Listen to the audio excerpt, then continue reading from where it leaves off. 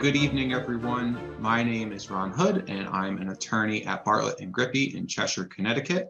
I am also one of the co-chairs for the Constance Baker Motley series, and it is my pleasure to welcome you all to today's session as part of the Constance Baker Motley series on racial inequality, established by the Connecticut Bar Association and the Connecticut Bar Foundation.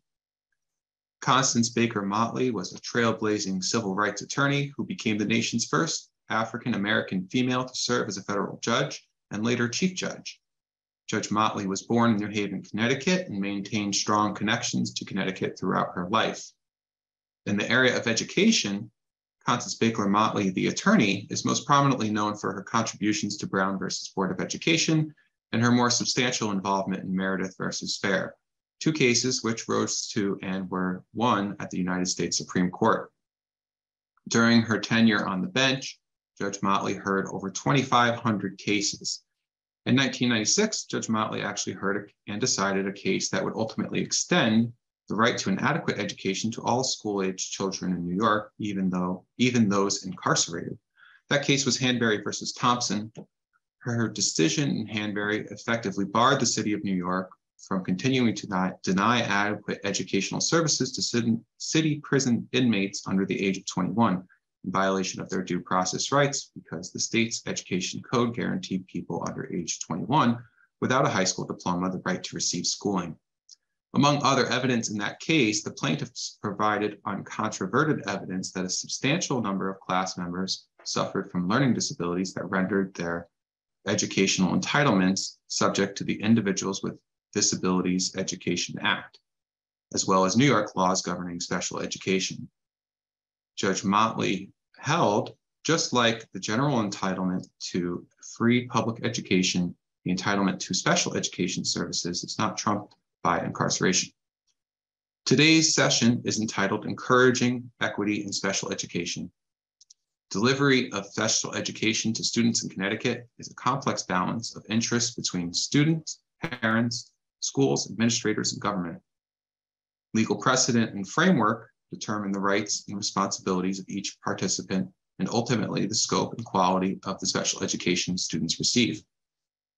This program explores Connecticut's special education program system, the perspectives of the parties involved, and the challenges and opportunities that arise in practice, all with the goal of encouraging equitable and excellent special education for all students. I will be the moderator this evening, and our first presenter tonight is attorney Rebecca Santiago. Rebecca Rudnick Santiago represents public school districts, regional school districts, RESCs, charter schools, and private schools in Connecticut with labor and employment and education matters. She serves as the chief negotiator for a number of schools and contract negotiations with teachers and administrators, as well as non-certified bargaining units. Although her goal is to obtain settlement that is mutually agreeable to the school and the staff, when an agreement cannot be reached, she represents districts in mediations and interest arbitration proceedings. She also assists in drafting contracts for superintendents and other unaffiliated employees. Her employment work also includes providing guidance to clients regarding documentation of investigations, progressive discipline, evaluation, observations, and intensive assistance plans. In circumstances where dismissal or non-renewal is the appropriate outcome of a personnel matter, she assists with tenure-related questions and separation agreements. She also provides advice and training to school officials on all types of educational issues, including, but not limited to, policy matters, student discipline, investigations of harassment, bullying or discrimination, DCF matters, wage and hour matters, FMLA and ADA matters, and general employment and personnel issues. So without further ado, I'm going to turn it over now to attorney Rebecca Santiago. I think I should have told Ron that he could have done the Cliff Note version of that, right? That is literally everything I do ever in my life. Because the key here really is that for the last 19 years, I have had the privilege of working with public schools, RESCs, charter schools, and some state-approved private schools in special education.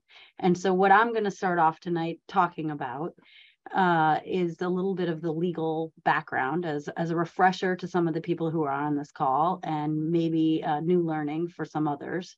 But what I'm going to do is just walk quickly through the legal background, so that when we get into a question, the bigger question of how do we encourage equity in special education, we all have a sense of the legal framework. All right, so let's talk about the framework of the IDEA.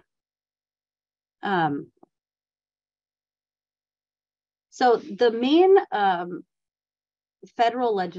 main federal law, which was mentioned a moment ago by Ron, that we need to all make sure that we're familiar with when we talk about special education, is the IDEA. The IDEA entitles students with disabilities to specialized instruction and related services. It's in order to be eligible for services under the IDEA, students need to fit into a specific category. And the IDEA, the statute itself, lists out those categories of eligibility.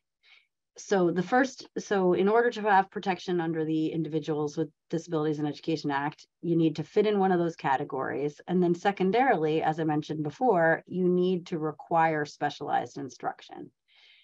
I'm going to quickly show you what the categories are. Here are the categories of eligibility under the IDEA: autism, deafblindness, developmental delay, emotional disturbance, which now in Connecticut is actually emotional disability, but the federal wording is still disturbance. Hearing impairment, multiple disabilities, intellectual disability, orthopedic impairment, specific learning disability, speech or language impaired, traumatic brain injury, visual impairment, or other health impairment. And under the statute, there's specific definitions for each of these categories, which I'm not going to go through at this time. But in order to be covered by the IDEA, you have to fit into one of these categories in the eyes of the law. How do we know if you fit into one of these categories is then obviously the next logical question, and that's typically through an evaluation. Under the IDEA, a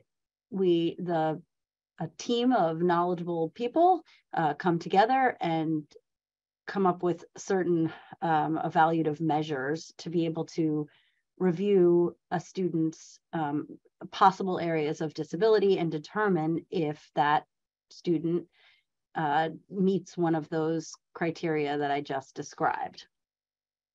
And then finally, obviously, so this is a very quick and dirty summary of the IDEA, but so we've gone over the fact that there's a federal law. We've gone over the fact that in order to be covered, you need to fit in one of those categories and require specialized instruction. And just to clarify, what I mean by specialized instruction is that a teacher needs to teach the material in a different way, or teach different material than a typical student would need to be taught in order to make educational progress.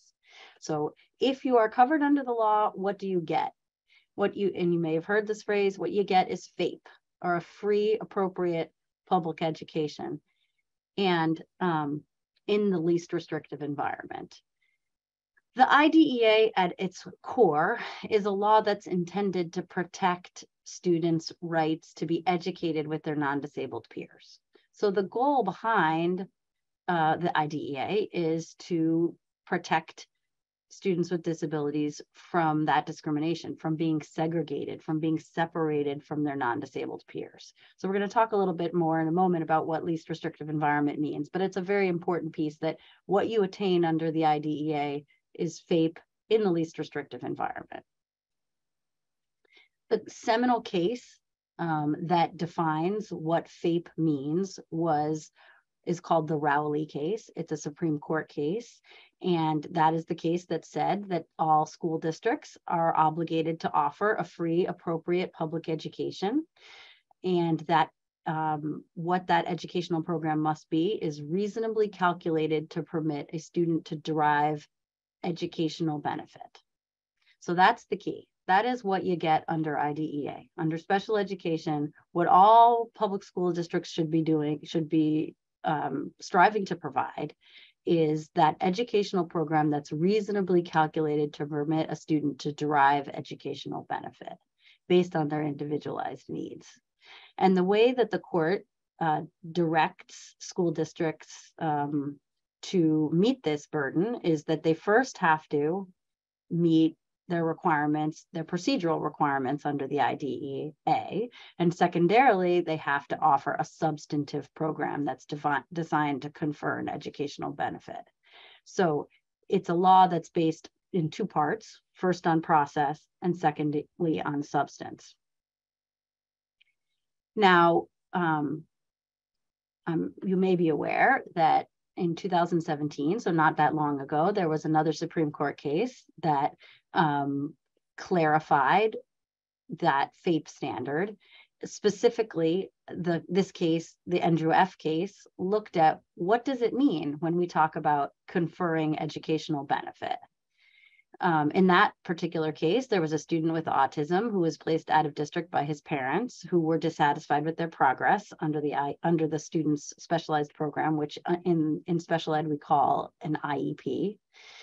So the parents were dissatisfied with what programming was being provided by the district. And this was a 10th Circuit case, and the 10th Circuit said that what a school district must provide when we say that they need to provide educational benefit, that simply meant that it was merely more than de minimis.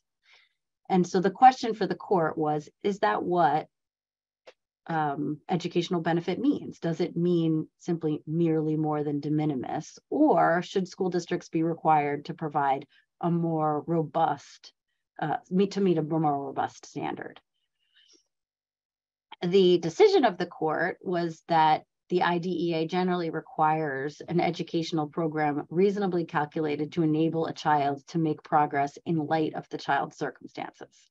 So I should say that here in Connecticut, there never was a de minimis standard, because here in Connecticut, we dare to be great, right? And we certainly would never be satisfied with a de minimis standard, I'm proud to say.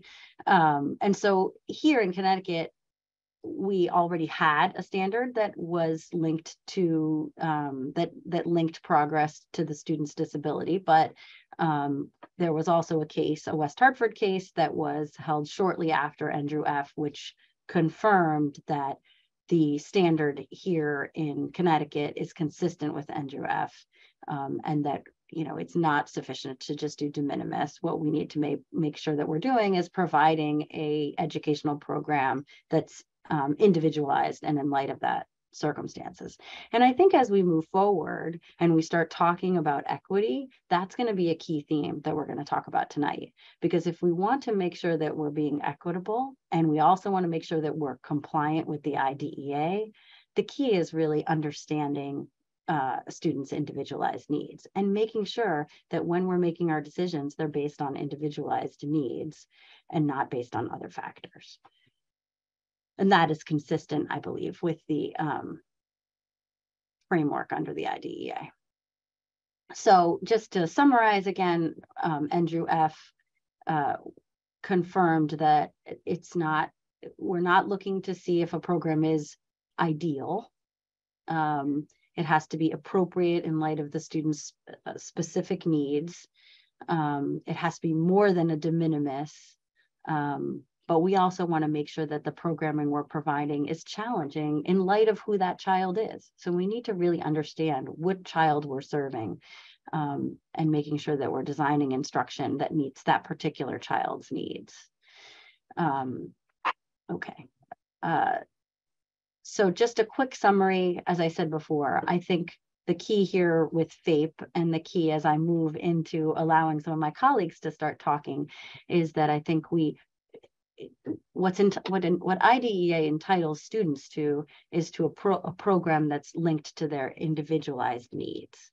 And so as we talk about equity, we need to understand, we need to always be focused on the particular child in front of us.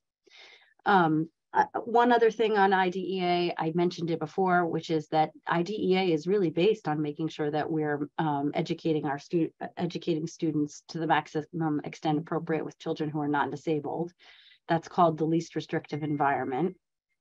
And under the law, school districts are required to maintain students in that regular ed environment to the maximum extent they can. And what that means is that we should only be removing students from the regular classroom after we've trialed and exhausted everything that we can provide.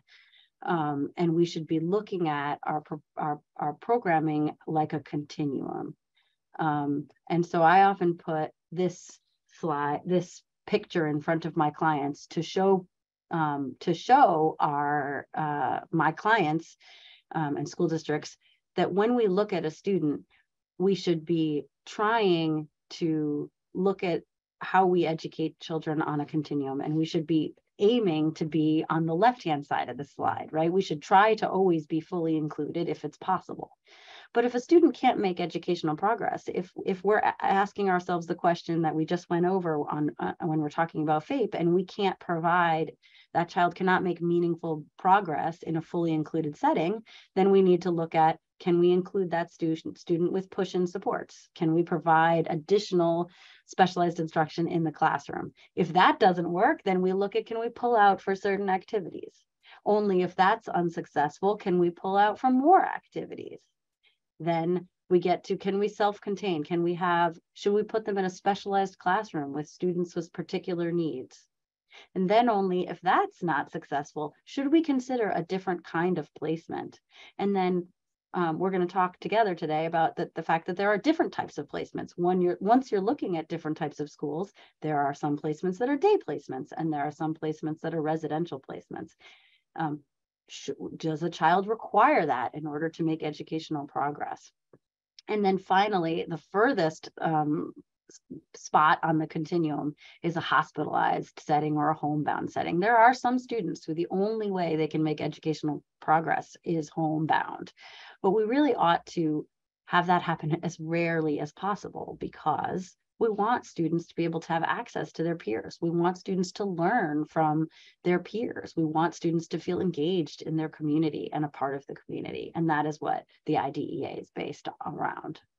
All right, so I want to make sure the last thing I'm going to do is just touch really briefly on Section 504. I feel almost guilty giving you these IDEA background and Section 504 in like 2 minutes, because these things are topics which we could talk about all the time, or maybe I could just talk about it all the time because I love it so much. But I do want to say, if I'm going to talk about the IDEA, I also need to mention that there is also a Section 504 of the Rehabilitation Act, which is a law that protects students with disabilities from discrimination. And specifically, it says that no student with a disability would be excluded or denied benefits under any program activity that receives financial assistance. So it's an equal access law. It requires that students with disabilities have the same access to programs, services from public schools and other entities that receive federal funds that a student without a disability would attain. And very quickly, I'll just tell you that coverage under Section 504 is more broad. Everyone who's covered under the IDEA is covered under 504. So if you're a student that's covered under 504, you're automatically covered under Section, if you're a student under IDEA, you're automatically covered under 504. But there are also other individuals who are covered under 504 who might not fit into one of those specific categories that I went over before. And entitlement to eligibility under 504 is based on individuals who have a physical or mental impairment that substantially limits one or more major life activities, has a record of such impairment, is regarded as having such impairment, or maybe a student. And just for clarity, 504 covers not just students, but it actually also covers employees, parents, or members of the public, because it's about equity and access as opposed to educational programming. All right, so I'm not going to talk too much longer because I want to hand over the floor to my colleagues. I will, I think I will, I'll quickly say that just looking at the definition of a physical, mental, or impairment that substantially limits one or major life activities, I just want to be clear that that's interpreted incredibly broadly. So a physical mental impairment is many, many things. And as is a major life activity. So just to give you a really quick look, impairments include many physical and mental impairments. It's intended to be viewed broadly, including all the things on the slide, such as orthopedic impairments, intellectual disabilities, emotional disabilities, dyslexia, and major life activity is also interpreted very broadly. So as I stated before, many people are covered under Section 504. But the key is, and what I want to make sure that everyone understands as we start to talk about the substantive things that my fellow panelists are going to discuss, is that under the IDEA, you have the right to an education based on your individualized needs. And under Section 504, you have a process by which you can raise concerns if you feel like you've been discriminated on the basis of your disability. And that Section 504 is broad in its coverage and covers everyone that we would be talking about when we talk about special education, as well as some others. All right, so hopefully I gave you enough of a broad brush that you can have a sense of the legal framework that we're discussing. And with that, I think I'm going to hand the floor to my colleague, or not my colleague, my fellow panelist, Melissa Gagne. Thank you, Attorney Santiago. I'm going to give a brief introduction to Attorney Gagne. Attorney Melissa Gagne holds an undergraduate degree from Boston Conservatory of Music, a master's degree in English from Connecticut College, and a 6-year degree in education leadership from Sacred Heart University. And she earned her Juris Doctorate, cum laude, from Quinnipiac University School of Law. Prior to attending law school, Attorney Gagne spent 20 years in public education as a teacher, assistant principal, and principal. Attorney Gagne is a special education lawyer who has dedicated her practice to representation of children and adolescents ages 3 through 22 with disabilities whose families are in disagreement with their public school districts. Attorney Gagne also represents students at manifestation determination review meetings, expulsion hearings, and in Title IX investigations. Attorney Gagne is the Executive Vice President of the Board of Directors for CCARC, a nonprofit agency that provides day and residential services to adults with disabilities in Connecticut. Attorney Gagne is also on the Board of Directors for Special Education Equity for Kids of Connecticut, aka SEEK, a nonprofit in Connecticut that lobbies at the state capitol to improve education on behalf of Connecticut's special education students. Attorney Gagne is married and has 3 children. Her youngest son, Brian, has profound autism. So without further ado, I will now turn it over to our next presenter, Attorney Melissa Gagne. Thank you, Ron. Thank you so much. And thank you in advance to Attorney Santiago, who allowed a couple of slides onto her slideshow for my talk, but it's nice to be here. It's nice to be presenting. I think Rebecca did a great job in giving some context for everyone under, I think it's really important you understand the framework and the law that we operate under. But I also thought it was important for attendees to have an understanding of how this process is operationalized from the parent perspective. So this is the law. This is what school districts are required to do under the law. And now I'm a parent and I have a child who at the time, was 2, who had profound disabilities. What do you do?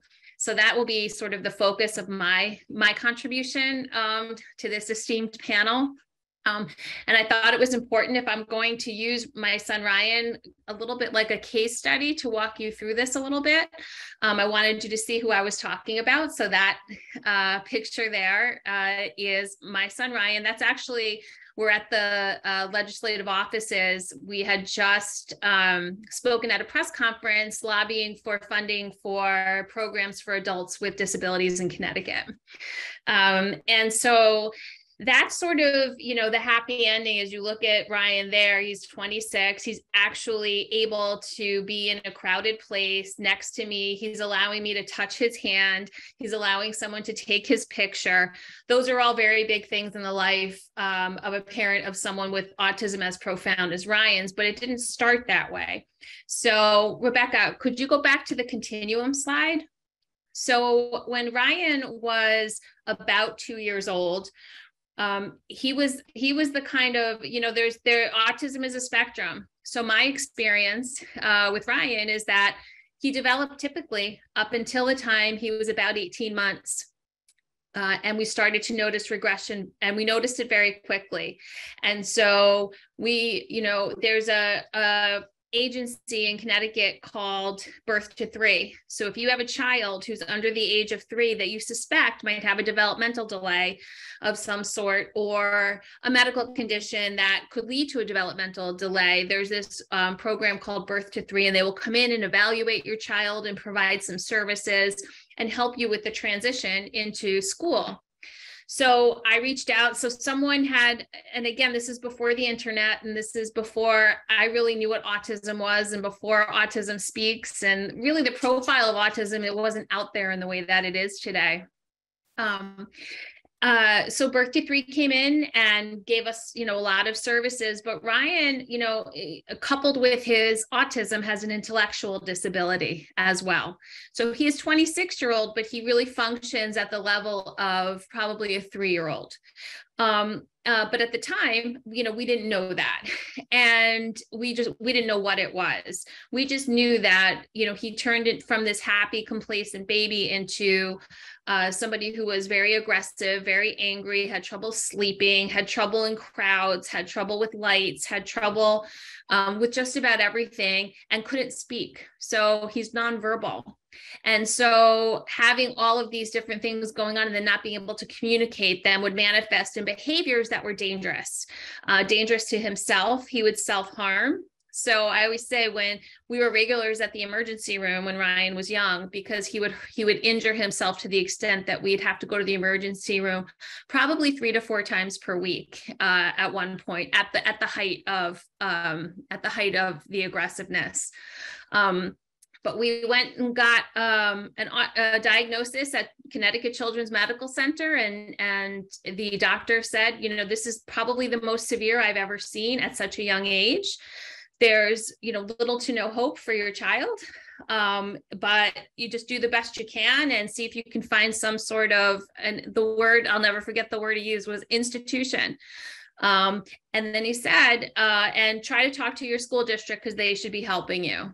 And it was sort of the first time I made, the connection that I should be reaching out to my local school district, which I did.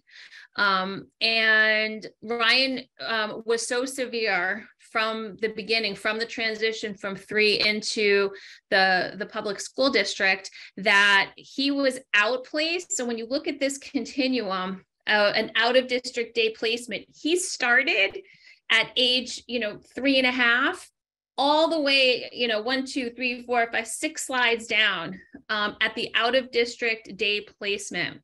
That's where he started at the young age, because the district had nothing in place that could even begin to address his significant needs. So he went from the Birth to 3 to an out-of-district day program. And I will say, from by the time Ryan he started, 3.5, we had him outplaced residentially, which I'll talk about when he was 7. In those 4 years, he was, I say kicked out, but what, the politically correct term is he was invited to leave 9 different placements because they couldn't handle him. And his behaviors were aggressive. So oftentimes school districts will, or schools will try to integrate as much as possible, a child, even a profoundly impacted child like my son, somewhere into the school community, whether it's they tried having him walk around and deliver milk to classrooms. It was just not possible for him. So he just, and I just kept being told over and over and over again that there isn't a placement that, that anybody knew of that could actually program for him. So at that time, I went back to my school district and I said, okay, well, I need some help here because, and they said, okay, well, now we're going to try to put together something for him in the district. So they put together for him a self-contained, they moved him a little bit over to the self-contained setting in the district. And it didn't work. He very quickly, some kids that have a disability require a paraprofessional to be with them. Ryan required 2. So he had 2 one-on-one paraprofessionals with him at all times throughout the day. And again, it was becoming impossible to manage him. And he was, I think, the program that, in the district, they were trying to make it work, but it just wasn't working. So when you talk about this continuum of placements and having, requiring you're required by law to have this continuum, the continuum makes so much sense because you want a child to be fully included as much as possible with their non-disabled peers. And, the continuum slowly sort of progresses as the child's needs progress. And ultimately, we recognize that for Ryan in particular, that the least restrictive environment was a residential placement. He was somebody who was it was not safe for him. He just had so many issues that we went back to the school district. And in Connecticut, the process for a family to sort of come together and talk about programming and placements is called a PPT meeting, a planning and placement team meeting. And that's where you have someone from, the special education director and the team at the school. And you come together and you create the IEP that Rebecca talked about, and you come back to the table to review it. Anytime there's an evaluation done, it's this team that makes the decisions. And so it was this team that I called together to say, I think that he requires a residential placement, which you can imagine as a parent, no parent ever wants to come to that conclusion, especially at the time my son was 6. But there seemed to be no other options for him. Had there been a different option, we would have tried it because we tried them all. And so when a PPT team agrees to a placement, that child will be placed through their IEP at whatever placement the team agrees upon. Even with all of Ryan's issues, even with all of the, programs that he had been invited to leave, the district denied my request at that time for a residential placement, and kept trying to say that they were going to continue to modify their program to make it work for Ryan. And it was at that time that somebody said to me, you should get an attorney. And it's special education law, which is the law that I practice. So I represent the families. I didn't even know that was a thing at the time, but I did. I got an attorney. And so oftentimes when you disagree at one of those PPT meetings on a placement, the next step would be that you would come together with the district in a mediation. And so much like all other practice areas, very few cases, right, go all the way to trial. And in the realm of special education law, of the administrative process, it culminates in a due process hearing. So that's our version of a trial, but very few cases get to that point. I would like to say, even today, where I'm actually practicing this area, most attorneys that work for the board and Most of the families that I work with, when there is a disagreement, we are able to settle it in mediation. But unfortunately, back when Ryan was young, this was all very new to the district that I lived in at the time. They had not outplaced ever. Never mind had they not outplaced, but what I was asking for was a residential placement for kids with just autism in a different state, because I had obviously traveled all over New England to try to find a place that could perhaps not just handle Ryan, but could actually get him to a point where we could even talk about some of the things that Rebecca talked about, challenges and growth and objectives. So often we talk about how, kids with disabilities, there's sort of these low expectations for them. But at that time, our basic hope was that we could get him regulated, because we knew, because he was nonverbal, that his frustrations and these aggressions, and as he got bigger and as he got older, would just continue to be problematic.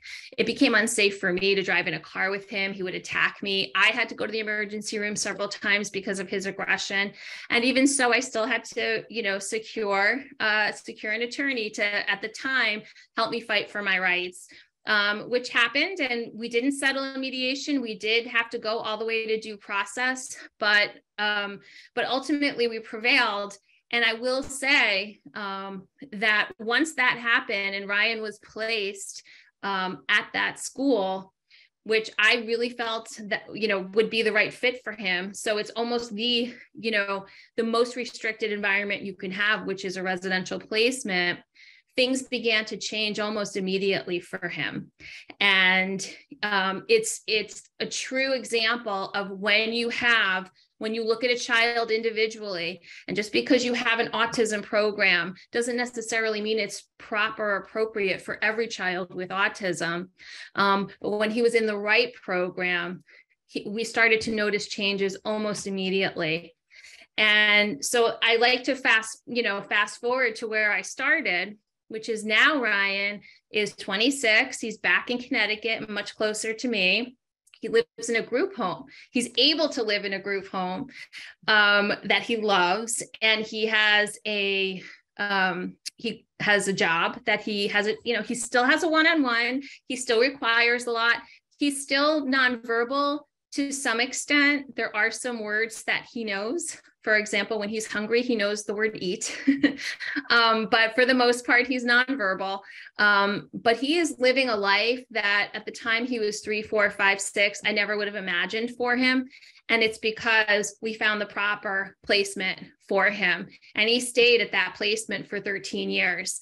And the school district, once the school district saw the progress and the growth that he continued to make, they never fought the placement again. And it became much more of a collaborative relationship, moving forward, where we were able to come to the table. You still have to come back every year and review the IEP, review the placement, make sure it's still appropriate.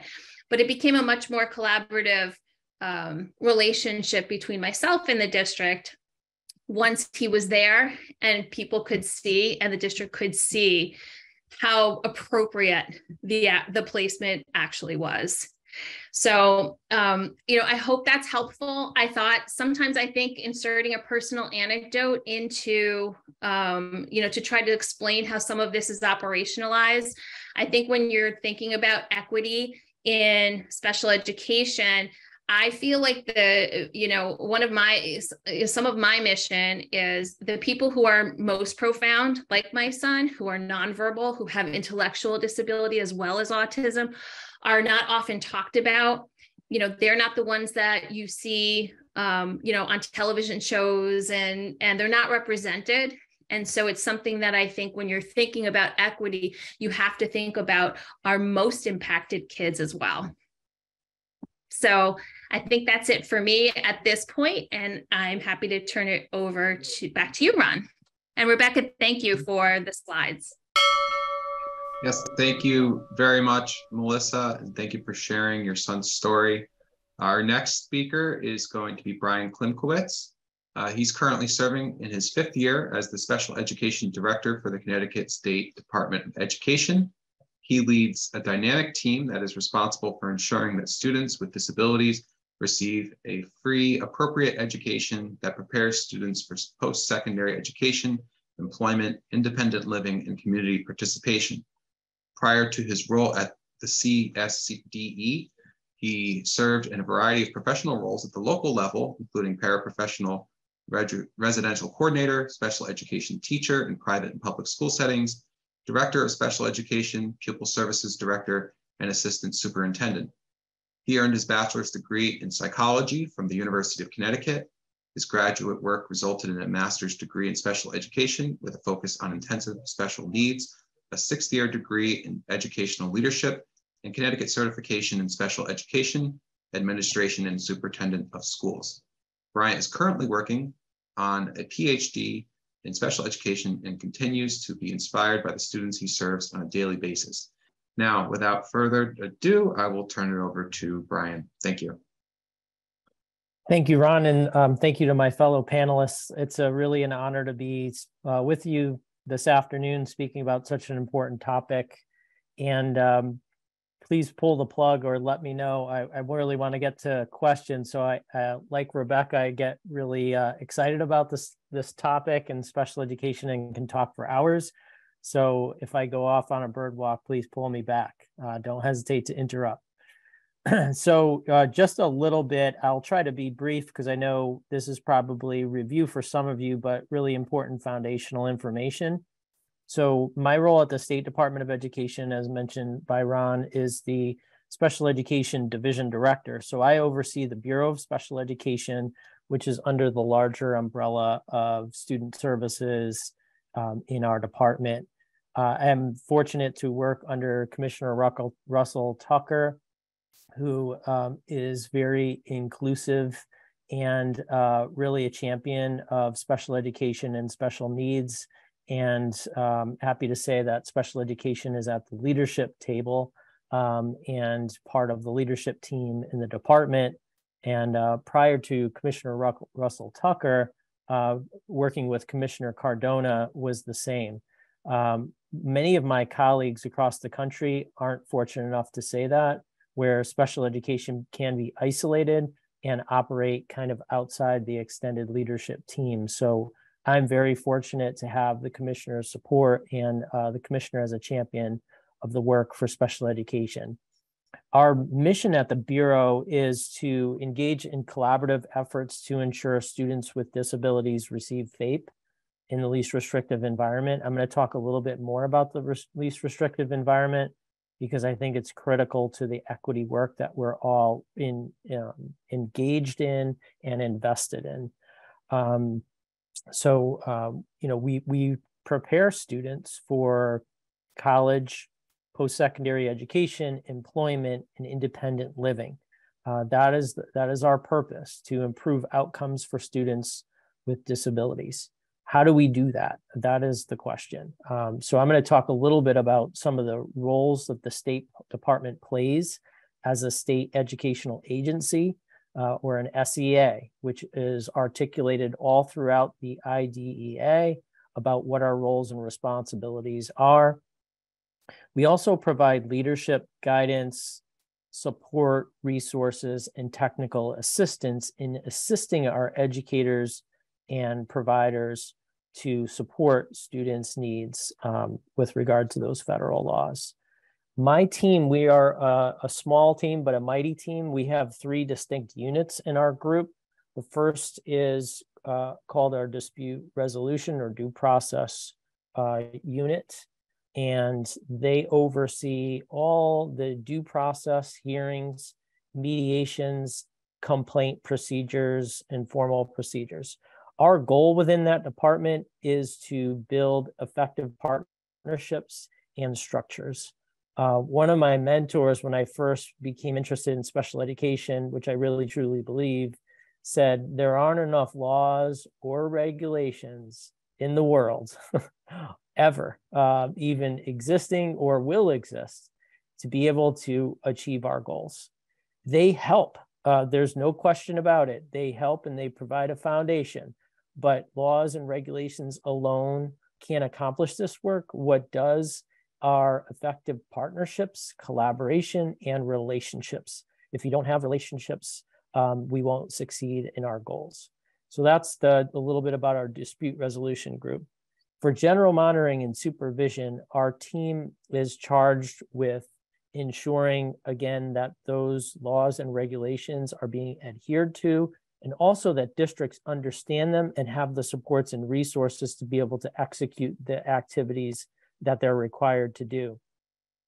We report to the federal government, the Office of Special Education Programs, on an annual basis on 17 indicators of special education each year. We have what's called a state performance plan, or SPP, and that is a 6-year plan and a goal that are, some of those indicators are compliance indicators, which means their targets are set at either 100% of the time or 0% of the time in the case of proportionate discipline, and or many of the targets are results based. So we, with a group of stakeholders, set targets over the next 6 years. We talked a little bit already about, and Melissa mentioned high expectations, and I saw a question in the chat around high expectations as well. And so that is a goal, and we have to look at the data that we have. One of the things I love about the IDA is the individualized aspect. So many times when we talk about policies are great, except that we always go back to, well, it depends on the individual situation, on the individual student, the individual team of experts that are working with that student. So our role, we can look at statewide data to inform our professional development activities, to inform our technical assistance. But the important work happens at the local level and really at the individual level for those that understand those students' needs the best. You probably heard the term, if you know a student with dyslexia, you know one student with dyslexia. That means each student really needs that team of experts that know him or her the best to be able to put supports and services in place. So that's our general monitoring and supervision work. And then finally, we have a small unit as well that works on communications, our publications, and then our IDA grant applications. So our grants are based on federal formulas, and those are flow-through grants that go down to our districts. We oversee that on a yearly basis in the application process. We also have state activity funds, which are aligned with those 17 indicators so that we can show improvement, or if there is a drop in some of those indicators, as we've saw because of the pandemic, then we have to demonstrate what activities and how we've adjusted those activities to be able to hit our targets and make up the any ground that we may have lost. So we have managers that work through those indicators. I know very general information, but roughly we have 525,000 students across our local school districts. Our special education population and prevalence rates is increasing over the years. We're nearing we're over 16% prevalence rates across the state of Connecticut. We've seen a steady increase and a steady rise since 2008, really, and 2009, when SRBI was first implemented in the state, or RTI across the country. Why have our prevalence rates increased so dramatically is a very important question with a myriad of factors. So I'm happy to talk about that again more. I want to be conscious of time, but we have gotten better at identifying needs for students in our evaluation process. There's hypotheses around that. There are some concerns around general education interventions and the amount of resources districts have before students are identified or early on in students' academic and social emotional careers or social emotional educational career. just to be able to receive the supports and services they need, the right supports and services at the right time. So that's another factor.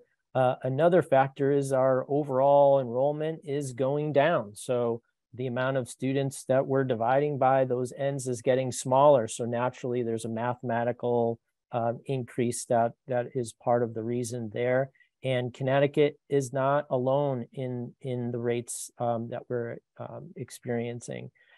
I'm fortunate enough to be on the State Advisory Council for Special Education, which is a legislative group of 38, half of which are parents.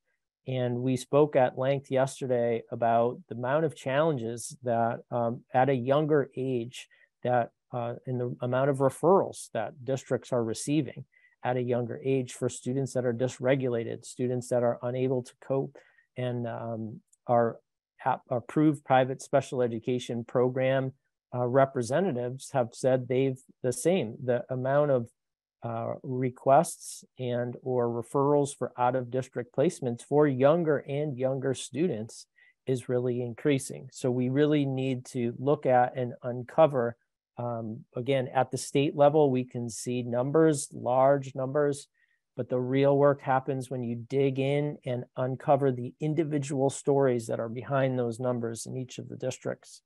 We have 170 separate LEAs, over 200 when you include our charters and magnets. So let's think about equity. How do we ensure that all of the services that are required are happening equitably across each of those systems that are in place at the local level? That is hard work. That is challenging work. So equity is infused in everything that we do. And it needs to be. No matter your zip code, you have equal rights. No matter your socioeconomic status, no matter your race, ethnicity, gender, you have equal rights and equal entitlements. And so funding is a large piece of that, but also the resources and the supports and services that we have in place for districts. We've taken great strides over the years to put forth, for example, statewide curriculum as an access. We were able to collaborate in very different and creative ways during the pandemic, which we unfortunately experienced and are, thankfully all back in person, but still battling, the health and battling the impact that has and will have, moving forward. We're still learning about some of the impacts that our students and staff have had because of that. We've invested in a statewide special education data system, again, to ensure that all of our districts have access to the same resources and services. And of course, there are pain points with that transition this year, which we're aware of and we're supporting our districts through. So we do have legislative requirements and statutes and regulations. I'm going to go ahead and put in the chat a very important resource that most of you are probably familiar with, but it's our statewide special education procedures and practices manual. We offer this to our districts. This has evolved over the years and was an effort of real collaborative efforts to ensure that districts had a template of all of the required aspects of special education within their district. Districts can individualize this based on their structures and their systems, but these are the foundational requirements in our state. So this is work now that we're engaged in updating that document because of our new IEP template that we've implemented as of July 1, 2022. We also obviously put out guidance in many different mechanisms through topic briefs and memos and so forth. But this is really the foundation. Just a couple of other things. I want to talk a little bit. I mentioned that equity is infused in all that we do. It's really a cultural shift and a systems approach that needs to be taken. Back to LRE just for a moment. We've been engaged in very exciting work with CEDAR around principal leadership. even though our topic today is around special education, we cannot operate in isolation. I mentioned that I'm fortunate enough at the state level to be integrated in our leadership group and working collaboratively across departments. The same must be true at the local level, where the highest level of leadership must embrace and incorporate students with disabilities and learning challenges and exceptionalities as general education students first. And principals are key figures in that least restrictive environment and inclusive work. If a principal doesn't hold those philosophies true, students' success in that building will be challenging. So we have really great inclusive models across our state. We have principals that are doing amazing work within their buildings and doing everything they can to ensure that the students are considered everyone's students, that aren't stigmatized, that aren't, this particular special education teacher's students and so forth. And so we are in the process, as I mentioned, of working with CEDAR on leadership standards that are inclusive and embedding those in principal leadership programs across the state. Universal design learning is also an important aspect of equity that we are engaged in because it's thinking about the students first and ensuring that the needs of the environment, the materials, the student engagement, and the assessments are all accessible to all of the students in the classroom, in that building, and that students feel a part of the community. We also invest in partnerships with Stetson and Associates in what's called step-by-step training for our school districts. Again, considering that spectrum that Rebecca had up very early on of can the student be successful in the environment with the right supports and work our way from there as a team. We also have amazing statewide collaboratives around attendance and engagement, around discipline and family engagement along those lines. So I don't want to go on too much further, and I think I might be hitting my time here, but just back to the indicators just for a moment. We have, of those 17 indicators, there are a few that are specifically geared towards disproportionate identification for students with disabilities. We mentioned our prevalence rates raising. One reason that may be true is inappropriate identification for students that may be English language learners, that may have different cultural, socio, and economic backgrounds. So on a yearly basis, we analyze data for identification as a whole. And for each of those categories that Rebecca put up, those different categories under the IDA and in Connecticut, and we mathematically figure out whether or not there's disproportionate representation by race, by gender. And the work that we engage in there are a review of the district's policies and procedures for identification to ensure that there's equitable and that evaluations are happening, for example, in students' native languages and all of those requirements that we know about. So there's a tremendous amount of work that goes into that special education indicator. Also, similarly with disproportionate disciplinary activities. We have data also that we look at the district level to look at suspensions and expulsions, again, based on disability versus non-disability, and then within those categories. So there's a tremendous amount of work around that. We don't work in isolation at the State Department.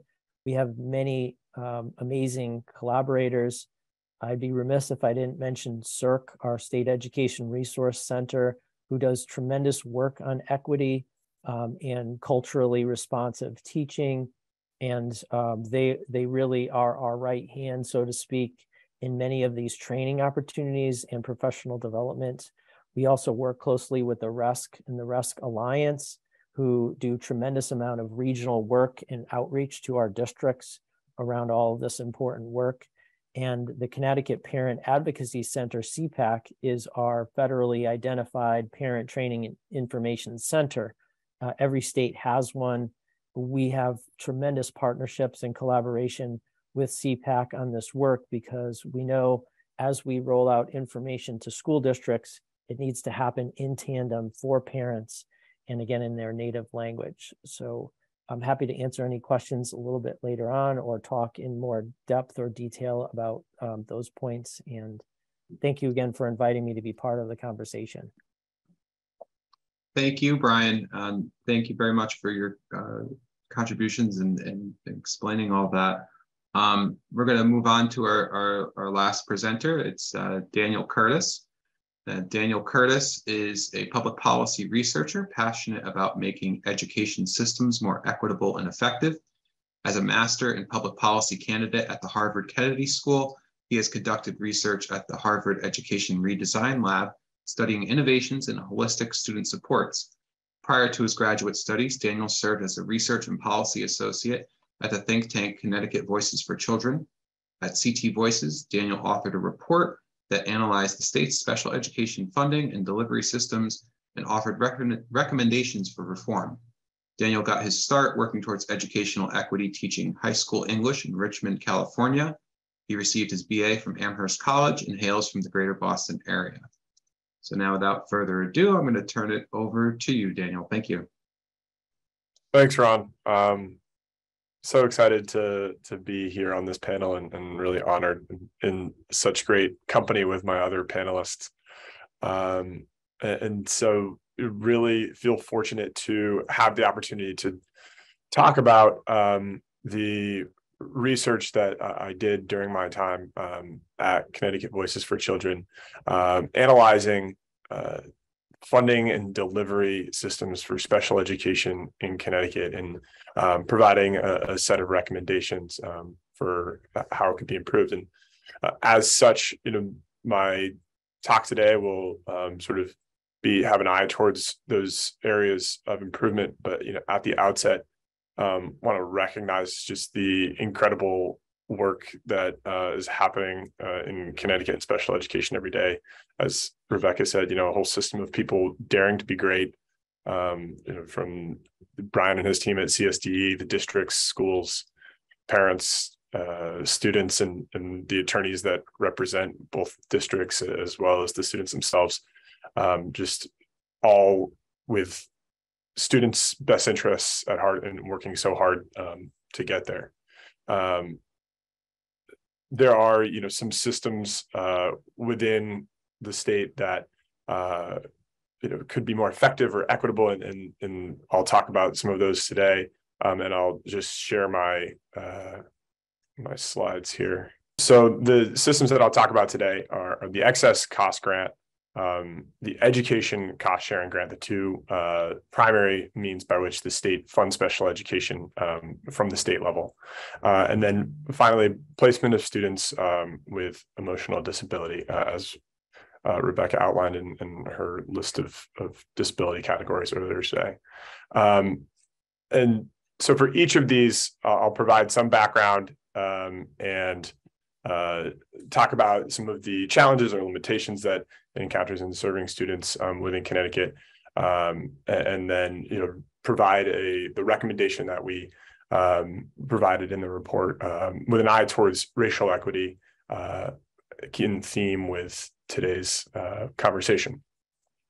So our first mechanisms that we'll discuss is the excess cost grant. And so the excess cost grant is designed to reimburse districts for costs of educating students with especially expensive needs, specifically students whose needs exceed 4.5 times the district's net per pupil expenditure. And so the excess cost grant is capped, which means that the state provides an amount to that grant each year. For the past few years, it's been $140 million. And in years when the claims from districts exceed that amount, payments to districts are prorated to the difference between claims and the allotted state funds. In 2019, I think the prorated rate was about 72%. And so just to illustrate how the excess cost grant works, we'll use a hypothetical example. So imagine a district with a per pupil expenditure of $20,000 per student. And then there is a student in district who has especially expensive needs at $120,000. So the district is expected to cover up to $90,000, 4.5 times the per pupil expenditure. And then the excess cost grant is designed to cover the $30,000 on top of that, with the prorated rate in this hypothetical example, that would work out to more like $21,600. What I want to talk about today is the inequity in distribution of the excess cost grant. So an analysis of excess cost grant reimbursements from the 3 most recent years for which data are available, 2014 to 2016, it shows that there was a disparity in allocation of grant dollars across the state's district reference groups. And these are groupings that are used to classify districts based on socioeconomic characteristics. They range from DRGA, which is comprised of affluent suburban towns in the state, to DRGI, which contain urban low-income districts such as Bridgeport, Hartford, New Haven. And the data showed that over this 3-year period of analysis, districts in DRGA received on average 8 times more per pupil excess cost grant funding than students in districts from DRGI, despite having 4 times the average household income. And because the populations of districts in DRGI are comprised of 66% people of color compared to only 12% in DRGA, this funding disparity also has a disproportionate impact on Connecticut's student of color. Why is this the case? Why is there such a large disparity? I asked former Commissioner of Education, Diana Wenzel, this question, and she pointed to disparities in resources across socioeconomic strata as a driving force in the disparities in grant payments. Those with the means to advocate for their children to their districts are more successful in securing services than those without those means. And I spoke with a special education attorney that represents students in Connecticut, who pointed to the federal legislation as sort of a flawed system that, he said that the single greatest failure of IDEA is that it provides a remedy for people with money and not much of a remedy for people without money. And so to help address this inequity in the distribution of excess cost grant within the guardrails of this federal legislation, the state could distribute funds from a grant based on an equity measure. The report recommended reimbursing less affluent districts at a higher rate than more affluent ones. However, there are other ways to go about it as well. There was a senator who put forward a bill last year recommending aiming towards these same goals, but by tiering the threshold at which districts qualify for reimbursement by the grant at different levels. So, for example, less affluent towns might have qualified at 3 times the cost of the average student rather than 4.5 times the cost. So that is the excess cost grant. I also want to talk about the education cost sharing grant, which is designed to help bridge the education funding gap between high and low income districts in the state. And these grants are distributed on a per pupil basis, which means that they are given out across general student population, including general curriculum students as well as special education students. And so each grant contains at a minimum a foundation amount that's equal to about $11,500. And special education funding is delivered as about 24% of that foundation amount. And this is the grant that the state delivers most of its special education funding through, about 60% of all education dollars. So for each student, special education and general education included, the state counts about $2,500 of their allotment as going towards special education, but it isn't separated out or reserved for special education services necessarily. However, the simultaneous decrease of Connecticut's total student enrollment and growth of its special education enrollment, as Brian alluded to earlier, and we'll talk further about in a second, has rendered this per pupil grant less effective in supporting districts with their special education expenses, especially in under-resourced communities. So as shown by this descending blue line here, between 2007 and 2019, Connecticut's student population has decreased by more than 8%, which has constituted an enrollment decrease of about 47,000 students. And over that same time period, Connecticut's special education enrollment increased by 16,000 students, which is a 23% increase in the special education student population. So considering these recent enrollment trends and the mechanics that we just discussed of the ECS grant, it should come as no surprise that the ECS has failed to keep pace with districts' needs over this period. The allotments from this grant are based not on this rising orange line of special education enrollment. They're based on the falling blue line of general enrollment. And so this graph here illustrates the effects of this funding trend on the distribution of special education costs and expenses across levels of government by showing the expenditures by funding source. So you have local contributions at the bottom in blue, you have the state contributions here in the middle in orange, and the federal contributions in gray. And so looking at these three combined, we can see that over the course of the last decade, special education costs have increased significantly, 40% from 1.5 billion to 2.1 billion. And this graph also shows that over this same period, the costs have shifted. In the first 3 years of this decade, the state was paying about 31% and districts were paying about 60% of the costs.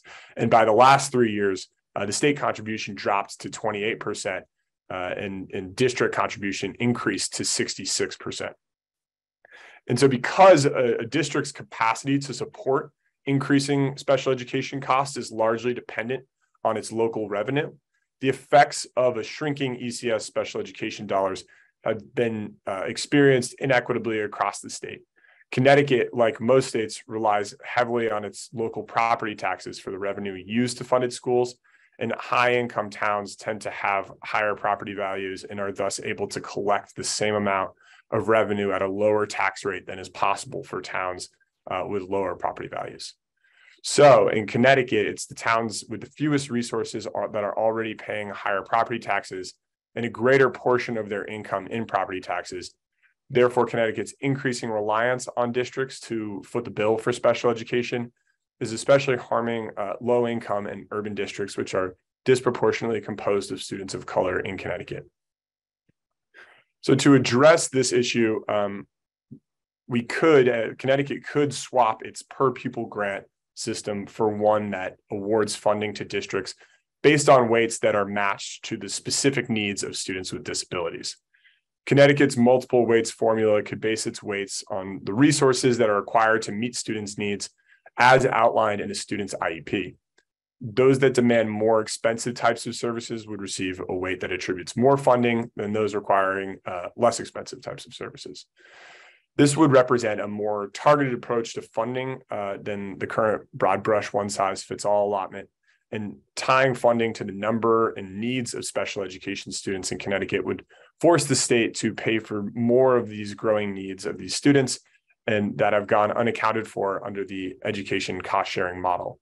And in doing so, it would bring relief to districts that's much needed, especially for those in the most under-resourced communities.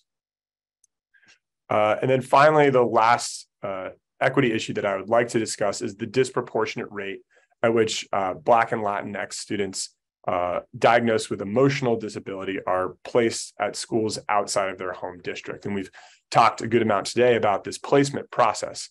As Melissa mentioned, students with disabilities placed in schools outside of the home district, that only occurs when it's deemed that the setting is not appropriate for their needs in district. And data shows that in 2019, students with emotional disability diagnoses made up more than 32% of all students in Connecticut that were placed in separate schools for students with disabilities, which makes this group the most commonly outplaced among all students with disabilities, and signals that districts are experiencing outsized challenges in providing service to these students within their schools. The emotional disability designation encompasses a variety of mental health conditions, and according to IDEA, it is marked by trouble building interpersonal relationships with peers and teachers, inappropriate types of behavior, depression, fears associated with school. In 2011, which is the most recent year actually for which data on placement by race were available, Black and Latinx students comprised 47% of outplaced students with emotional disability diagnoses in Connecticut. And in that same year, they made up only 32% of the overall student population, meaning that they were outplaced due to emotional disability at a disproportionate rate, and significantly so. This is problematic because, as Rebecca mentioned, the ideal under IDEA is for students to be placed in the least restrictive environment possible, so that they can learn from their general education curriculum, benefit from interaction with their gen ed peers, and stay as close to their communities as possible. Therefore, Connecticut's disproportionate share of students of color that are experiencing emotional disability that are outplaced from school districts represents a troubling inequity. And so to address this inequity, we recommend calling on RESCs, which were mentioned earlier. They're the state's regional education service centers, for those that don't know, and they deliver special education services to districts and run some of their own special education programs as well. And specifically, we recommend calling on them to build district capacity to identify and serve the emotional and mental health needs of students, specifically those from Black and Latinx backgrounds, by broadening their pool of school psychologists and behavior specialists, which would make them more accessible to districts that can't afford to employ enough of their own, and train them as well as district teachers in culturally responsive practices. The state could also help contribute to the costs that would be associated with this by reinstating a former RESC operating grant, which would add $5 million in annual contributions. And so I'll just close with a note on the situation Connecticut's special education system finds itself in today following 2 years of pandemic schooling. The break from in-person instruction necessitated by the pandemic has impacted the progress of the state's special education students, especially for those with less access to resources at home. And by increasing the needs of students, it makes the challenges that I've described all the more urgent. However, this urgency has brought increased attention to the needs of special education students, which presents an opportunity to make some of those systems that I've talked about more effective and equitable. And so other states have already seized this opportunity, California and New Jersey. And if Connecticut were to do so, it would not only help students bounce back from a challenging couple of years, but also improve the outcomes for students in Connecticut with disabilities going forward. So with that, I'll pass it back to you, Ron, and stop sharing my screen. Thank you very much, Dan. So we're going to move into the question and answer part of the program tonight. And again, I encourage the audience. I know some of you have already been posting questions in the chat, and some of those have been answered, as well as using the Q&A function of Zoom. So please continue to do that, and we will do our best to address as many questions and get as many answers as we can before 5:30. I'm going to start, though, going back to Attorney Santiago. We, what do school districts do? What are school districts doing to address equity in special education?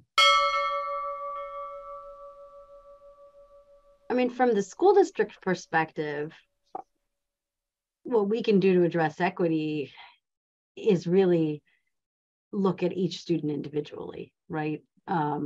Because equity, we shouldn't ever be, as a school district, looking at our whole population and making decisions about programming based on our entire population. We should always be looking at the student who's in front of us. So from a school district perspective, what we do to address equity is to make sure that we're constantly training staff to be making decisions based on the individualized needs in front of them, and to try not to be blinded by external factors or external pressures. And also, I think what we do to address equity is to educate all the stakeholders about the rights that they have. And the reason I mentioned Section 504 at the beginning was that, you know, school districts want to hear if you do think, if a parent believes that their child is being discriminated against or is being treated unfairly because of their disability, we want to know, and we want to investigate it, and we want to take it seriously. But I think from the school district perspective, it's really about just training staff, training parents, working collaboratively, sending a message of collaboration and respect, and just making sure that we're always making our decisions based on the student who's in front of us and what that particular child needs in order to make progress.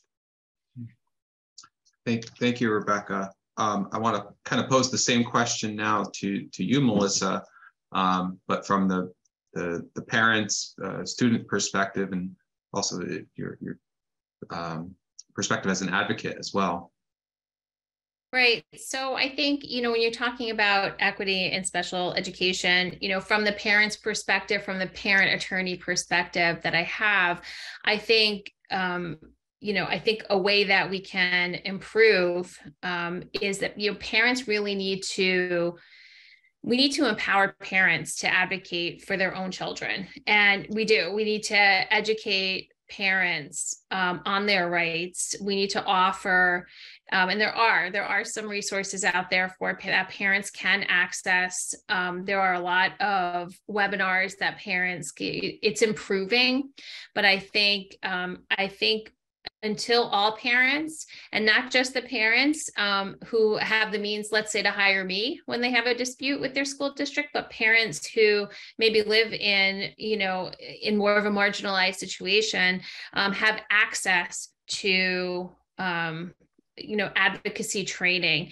and access in, you know, in their native language, so that they are coming to that PPT table as informed as possible and in a better position to collaborate with their school district. And the idea is always, even when I'm involved and I'm working with and advocating for a family, my goal is always for the approach to be a collaborative one, because that's you know, that results in the best outcome for kids. So to me, it's educating parents and having parents really take advantage of some of the resources that are out there in Connecticut that exist. And we need to do a better job and improve access to those resources to those who may be unable to access them. Maybe they don't have a computer, maybe they don't, you know, it's not in their native language. We need to do a better job in those realms. Thank you, Melissa. But Brian, I know you have to get going soon, so I wanted to come to you quick before you do. I want to sort of pose the same question, you know, from the state's perspective, and also give you an opportunity. I think there's been a few questions about different aspects of what you do and what the state is doing in the chat. But would you mind discussing some of those initiatives and you know, how you view some of the issues with equity in Connecticut? Yeah, absolutely. I agree with all that's been said prior to posing the state. I mean, I think we have a particularly important role in the state to ensure culturally responsive practices at the school level, to ensure, you know, that the implicit biases are not occurring within the processes that we develop. Which can happen either intentionally or unintentionally across the state. So it's hard work, and we need to approach it, as Rebecca said, individually, because as I mentioned earlier, there's an individual story behind every number and every student at the state level. So it takes coordination and collaboration. I think inclusion, the concept of inclusion is critical. It's a foundation. It's a belonging of students in their communities, an acceptance of differences, and an approach that is needed to be able to meet to ensure that student's successful. And those are discussions that can't happen in isolation with one person or two people. That's the planning and placement team has awesome responsibilities around that. And teams do really, there is great work happening across the state, but we know we have to do better. We talked about funding today. I mean, funding's another area of, we're always looking for ways, creative ways that we can utilize the dollars that are given to us, especially with the influx of the pandemic. We had additional dollars. Districts received a lot of federal funding in a short amount of time. There's concerns around that, about the equitable distribution of that. I am very thankful for the federal government that they targeted and earmarked some of those dollars for special education. So that was huge. I mean, that was a commitment at the federal level to say these dollars are for students, as you mentioned, Daniel, that that students that have had challenges accessing remote instruction. Our districts did a great job prioritizing in-person learning for students during the pandemic, especially students with intensive special needs. But we know that wasn't true of every single student across the state, and the impact is variable. So it really starts at the federal level through the state. We have an awesome responsibility to ensure that resources are distributed and accessible across those 170 districts, as I mentioned, and over 200 programs in our 93 approved private special education programs. So we do have some great work and structures in place, but we know the work continues, and it's holding those high expectations for all kids, which is important. I think one of the questions in the Q&A was, how do we keep those expectations high within the context of the supports and services that students receive? We always worry about, people in the field of special education are called, I believe, to that profession. And we know there's shortages right now. There was a question about staff shortages and how that contributes to inequities across the state of different pay, different working conditions, different caseloads that that teachers have. So a lot of work needs to be done for us to value and our educators, the work that they do. They have tremendous amount of stress and pressures because of the legally based IDA and regulations that they work within. And it's also very emotional for parents and families, and can be very intense for students because of their challenges. So there's a tremendous amount of stress. We have taken some short-term measures to assist, but no, it takes a comprehensive approach between recruitment and retention and drawing people to the field to make sure that they're adequately paid, that they have adequate time to balance their home life and work life, and that those individuals are valued, because without our special educators, there is no special education. We've seen that, districts are, when districts have shortages, we say, make sure you tell your parents, number one, that you're upfront and transparent about the vacancies that exist. Make sure you document your efforts to fill those positions, and then ensure that you're keeping track of any lost services to be able to make up for those students. But money doesn't solve that issue if there aren't the individuals to carry out the work. And so it's a tremendous crisis really across the country and in our state as well. We did invest through federal dollars in a online employment system that's devoted just for special educators. It's called Connecticut Special Education Employment System. We've seen some positive results from that. Again, not a complete solution, but a tool that districts can use. The agency that we're working with, called TACE, has social media campaigns out of state to bring educators into our state of Connecticut, as well as internal as well. But we want to make sure it's not just shifting the deck chairs of people moving from one district to another district and causing vacancies in other areas. So it's really a matter of promoting the importance of the work that happens at the earliest levels, and ensuring our ed prep programs are healthy, and preparing individual educators to do what they do.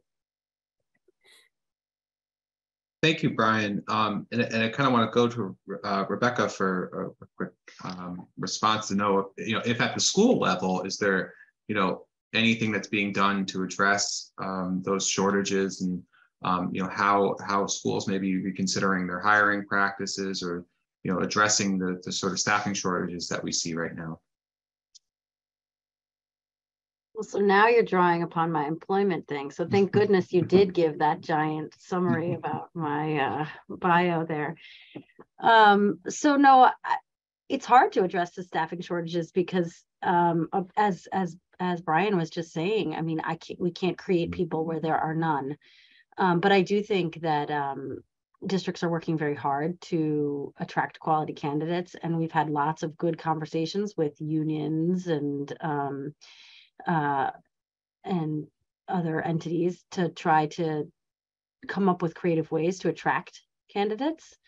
But the thing is that there are only so many, right? And if one district has a creative option for drawing someone in, and they may be taking that person from another district. So I absolutely, in my work as a labor lawyer, we are absolutely working actively. I have many districts that have had negotiations and discussions with their unions about ideas for creative ways to attract more candidates. I think that we're trying to get the word out for ways to attract new candidates. But I'll be honest, the staffing shortages are definitely a challenge right now. And so we're also having to just think creatively about how we make sure that students' needs are served, right? So we're trying to figure out how to reallocate staff in the best way. How do we group students then, and how do we, if we do have to group students on a short-term basis because we have a staffing shortage, are we making sure that we're pairing them with an appropriate cohort of students with similar needs, so that we're making sure that we're serving that student's needs? So I guess in essence, my answer would be we're handling it on both fronts, both from an employment perspective and trying to attract quality candidates and working with stakeholders on how to attract staff. And then we're also making sure that we're very conscious, again, of those individualized needs of students, who is not being served, what is not available, and how do we make sure that those needs of students are met in the best way, even if it's on a short-term basis, so that we can make sure students continue to progress. Thank you, Rebecca.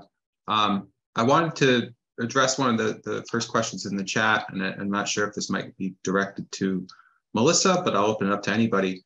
The question was that the disability rights community has long fought for the pervasiveness of cultural low expectations for children with disabilities, even amongst parents and educators. And the question was, are there any efforts by attorneys and their advice to local BOEs to address this problem?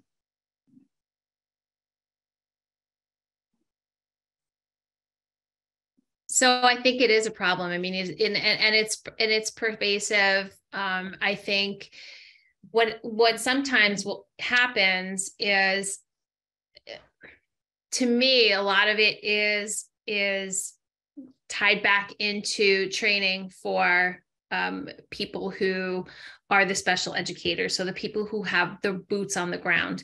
And I truly believe that our special education teachers and related service providers, they're provided a certain amount of training, and then they're put in situations where they're developing goals and objectives for students who have abilities and disabilities that they have no experience with and they have no training for. And so sometimes you will see, when I get involved in a case in IEP where some of the goals and objectives are grossly underestimate the true capability of the student. And so many times it's not an intentional thing. A lot of times I've seen that it's actually access to training for educators. And I myself was trained as an educator, and I had, 1 semester on special education and taught a class of 30 with 7 special education kids my first year when I was a teacher. So it's challenging. I think, also, you can, on the other side of that, you do sometimes see in some cases where, if a child is not hurting himself and he's not hurting anybody else, and he's sort of, getting some basic, making some basic progress, that a lot of times the goals and the objectives are just sort of stagnant. And truly, unless you are taking a child and that, like Rebecca said, individually, looking at their capabilities, that child, looking at their growth, looking at the data around the strategies that are used to help work with that child towards those goals and objectives, and monitoring that and coming together as a team to discuss, okay, he's mastered this, so now what's next? What's the next level? But all of that assumes a sophisticated PPT team. And there are varying degrees of sophistication, amongst teams around the state. I mean, that's just the reality of it. Thank you, Melissa. And I know we're a little over, and so I want to pose one more question, and then we'll close out the evening. And I'm not sure who want to address this, but I guess the last question I want to ask is, how can everyone involved? We've heard from the state, we've heard from school, we've heard from everyone involved in this process. How can all parties work together better to encourage equity in special education?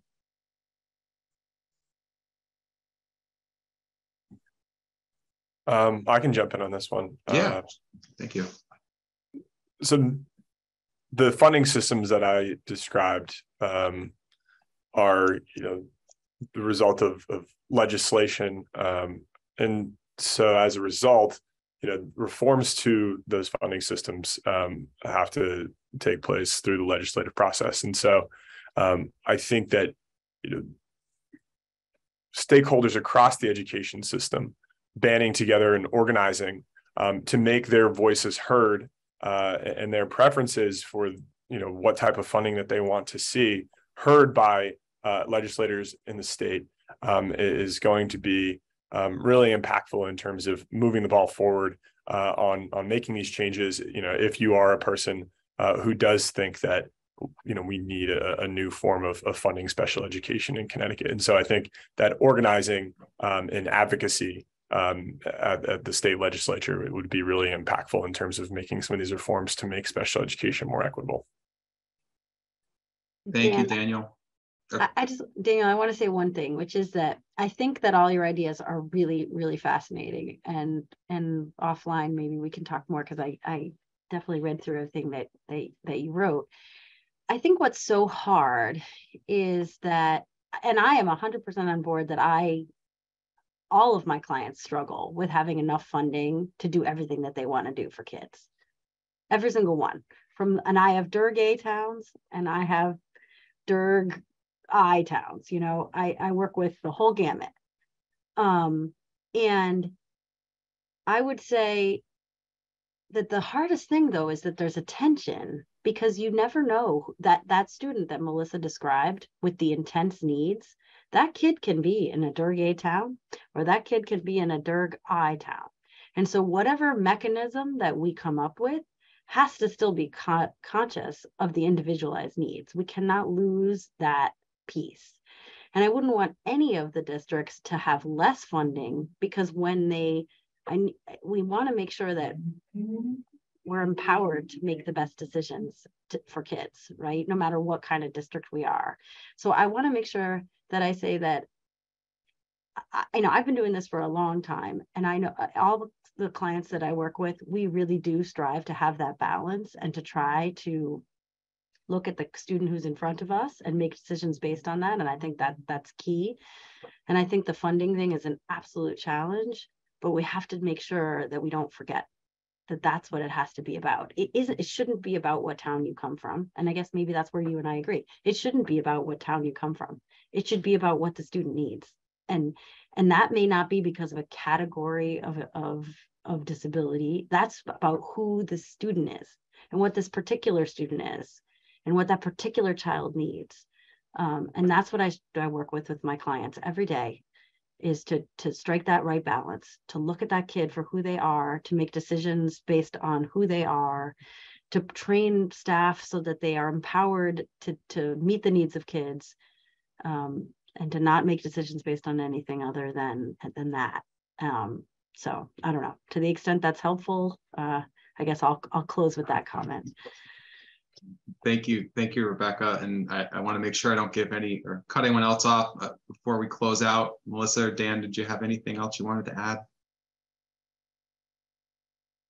No, I just think it's important that all the stakeholders keep coming to the table together, so coming together, for example, for an event like this, but, also there are many opportunities for us to get together, even coming from different, parts of the state and different areas of the, things that we do. The more we can do that, I think the more, because I think on the basic principle of equity, we all agree we want to encourage it. We all are in agreement that we want what's best for kids with special needs. We're all in agreement that we want to look at them individually and to make decisions based on their individual needs. And we're all in agreement that we want the districts to have the money to be able to make those decisions for those students based on those needs. So now, so on those big basic principles, there is agreement. It's just, how to actually make that engine, run. And we have to keep coming together to achieve that. And I think, the more that you do, the more that you do, and the more that you put this out there, and the more communication and the more that you encourage, I think things can improve. Well, thank you, Melissa, and thank you again to everybody. I know we've gone a little over, so I appreciate the folks who've stayed till the end here. Thank you to everyone who joined us. Thank you for all of our speakers for sharing their knowledge and their expertise. Thank you to the co-chairs of this series, Judge Teja Spot and Karen DiMiola. Thank you to the Connecticut Bar Foundation and the Connecticut Bar Association for continuing to support and hold this speaker series. For additional information on future events, you can follow the CBA and the CBF communications, newsletters, social media for upcoming events in the Constance Baker Motley series. Also, there's the chat information about the session's verification codes for CLE credit and surveys. Our next session will take place on January 17th next year, and we'll examine and discuss the impact of the United States Supreme Court's decision in Dobbs versus Jackson from earlier this year. So please stay tuned for that. Thank you all for attending and participating, and enjoy the rest of your evening.